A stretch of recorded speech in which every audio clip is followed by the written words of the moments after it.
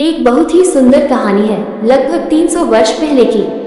कर्नाटक में एक शिव का भक्त रहता था, जो शिव की ही पूजा करता था और अन्य देवताओं को भी शिव के रूप में ही मानता था।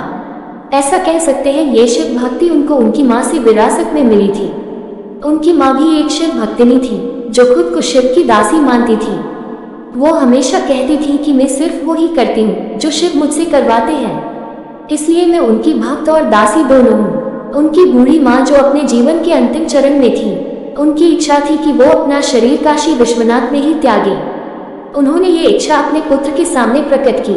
उन्होंने कहा, अब मैं जाने वाली हूँ और मैं चाहती हूँ कि मैं अपना शरीर काशी में जाकर बाबा विश्वनाथ जी की गोद में ही त्यागूं। उस समय आने जाने की कुछ खास व्यवस्था नहीं थी और परिवार निर्धन था, तो उनका पुत्र उनको लेकर पैदल चलने लगा। वहां से काशी इतनी दूर है कि पैदल जाने की सोच भी नहीं सकते। आगे जंगल के कंटीले और पथरीले रास्ते भी थे। चूंकि माँ भी बूढ़ी हो चुकी थी और बीमार भी थी, तो उन्होंने अपनी माँ को पीठ पर उठा लिया। कुछ दूर चलने के बाद वो भी थक गया।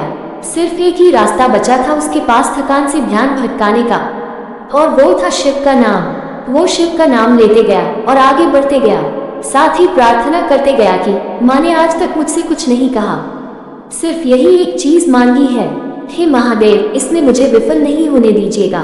हम काशी सिर्फ और सिर्फ आपके दर्शन के लिए आ रहे हैं। वो प्रार्थना करते गया और आगे बढ़ते गया। अचानक उसने घंटी की आवाज सुनी।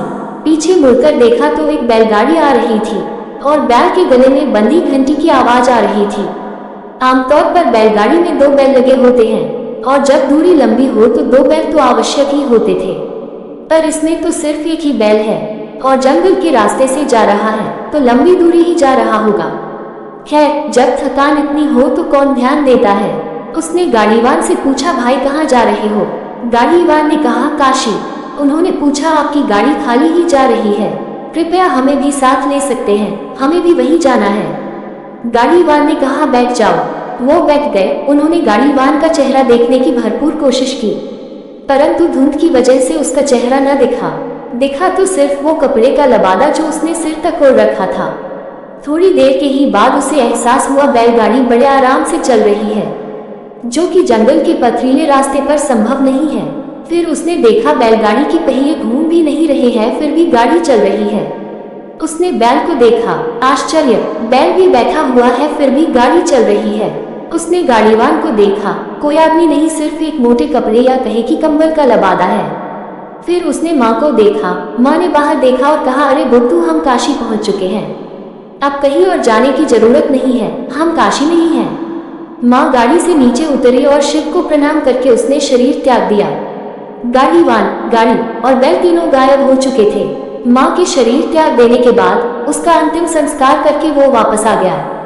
लोगों ने समझा कि इसने माँ को काशी न ले जाकर रास्ते में ही कहीं फेंक दिया है। आखिर इतनी जल्दी कोई काशी से कैसे आ सकता है? इतनी दूर ही है काशी। लोगों ने पूछा, माँ को कहाँ फेंक आए? इतनी जल्दी काशी जाकर कोई आ कैसे सकता है?